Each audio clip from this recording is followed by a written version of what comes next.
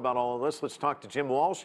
He's in Boston. He's a senior research associate at the Massachusetts Institute of Technology Security Studies program. Lots of moving pieces here. The latest developments. Let's start with the blacklisting of these companies who wanted to create workarounds on the sanctions against the DPRK.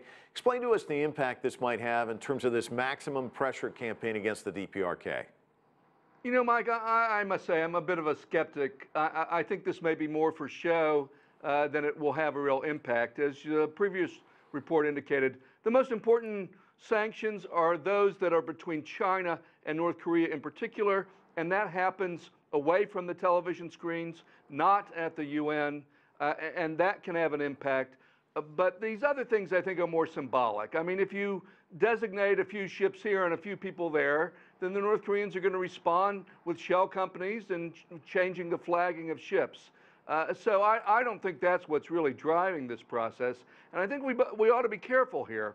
If we tell ourselves a story that it's all about sanctions and it's only sanctions that have produced this result, then that is going to tempt people to say, oh, well, we can demand whatever we want from North Korea because we'll just put on more sanctions. That happened in Iran, and now the Iran agreement nuclear agreement is shaky at best. It may be collapsing soon. So let's be careful about our diagnosis. I think the most important thing here is diplomatic. The Chairman Kim has accepted a meeting, a summit, and President Trump has, and that's the center of gravity. What will happen between those two men? And a lot of the groundwork underway. Jiechi in South Korea. Seems to be a blitz of diplomatic activity ahead of these upcoming summits. Yeah, I would hope so. I was pleased to see that Mr. Kim traveled to China, his first trip since taking power, because I would have been troubled, for example, if we had a summit and he hadn't visited his most important patron.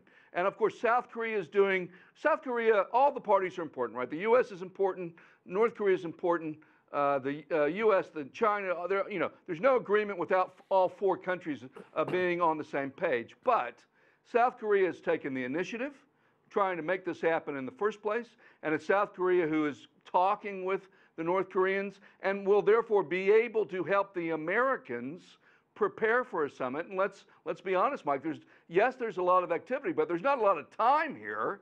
And the U.S. doesn't have a Secretary of State and missing other players as well. So time is precious, and the South Koreans and the Chinese engaging the North Koreans before the summit will help all the parties do a better job when it happens. Let's talk a little bit more about the visit to Beijing. You brought it up. He also has this invitation to the U.S. president. That was accepted, as you know. So he's got these upcoming summits going on. And basically, he's been seen as a pariah, a madman, all of that. Now he's kind of segueing from missile man to diplomat out on the world stage. Talk to me about this transformation. Well, I mean, it could be one of two things, and it's probably more than two, but I'll only talk about two, right? It could be all tactical. This could all be what experts sometimes call a peace offensive, to try to show a friendly face, but with no intention of really changing behavior.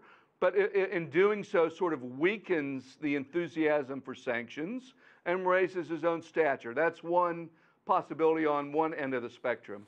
The other possibility is that there's a real opportunity here. If people can get their act together on all sides, maybe we can make some progress, not bottom-up progress, which is typically what has happened in the past, through negotiation, but actually getting the leaders in the room together, top-down, making some big decisions, and having a change flow from that momentum. Which is it?